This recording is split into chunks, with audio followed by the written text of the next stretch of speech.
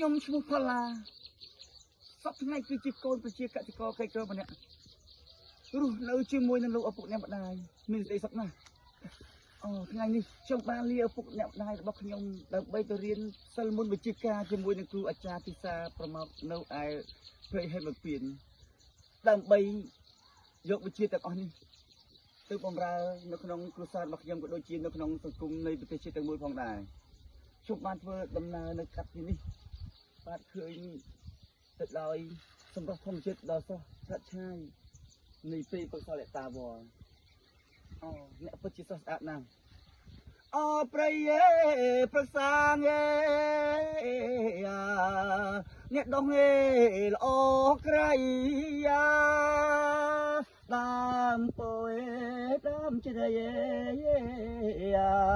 ដងអងត្រៀបត្រាងមើលបេងញនួន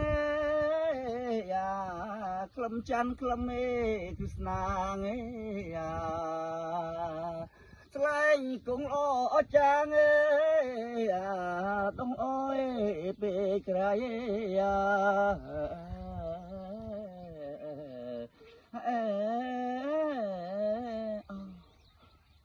ព្រះសូយ៉ាអ្នកកំពុងតែរះខ្ពស់ណាស់ទៅហើយតាខ្ញុំបានធ្វើដំណើរមកដល់ទីនេះមានសេចក្តីនឹករលឹកយ៉ាងខ្លាំងចំពោះលោកឪពុកអ្នកម្ដាយរបស់ខ្ញុំដែលលោកខិតខំចិញ្ចឹមបីបាច់ថែរក្សាតាំងពីតូចក្រូចឆ្មាមកទើបតែថ្ងៃនេះគឺជាពេលវេលាមួយដែលខ្ញុំភៀសចាក់ឆ្ងាយពីលោកឪពុកអ្នកម្ដាយរបស់ខ្ញុំដើម្បីទៅរៀនសិលមុនវិជ្ជាការជាមួយនឹងគ្រូអាចារ្យទីសាប្រម៉ោកដើម្បីយកវិជ្ជានេះយកបម្រើសង្គមជាតិផងដែរប៉ុន្តែខ្ញុំបានធ្វើដំណើរយូរទៅខ្ញុំបានលងជាមួយនឹងសម្រស់ដ៏ស្រស់ឆើតឆាយនៃព្រៃព្រឹក្សាលតាវរមើលនោះ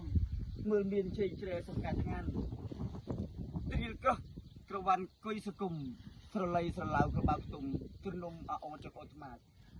តង្កោប្រយឹងខ្ទឹងក្រសាំងអំពិលប្លង់ភ្លៀងទាំងគ្រូបាទម៉ាក់ប្រេងគូលីនមានលង្សាតម៉ាក់បាតបង្កើនៅច័ន្ទចាជាពិសេសអមទៅដោយសំឡេងនៃសัตว์បាក់សាបាក់សីអ្នកកំពុងតែយំចែកចែកចាច់ធ្វើឲ្យខ្ញុំមានភាពសប្បាយរីកមែនទែនជាពិសេសសំឡេងនៃរៃកណ្ដឹងអ្នកដែលកំពុងតែយំទំនាក់សំឡេងពីចុងស្រឡៅនិង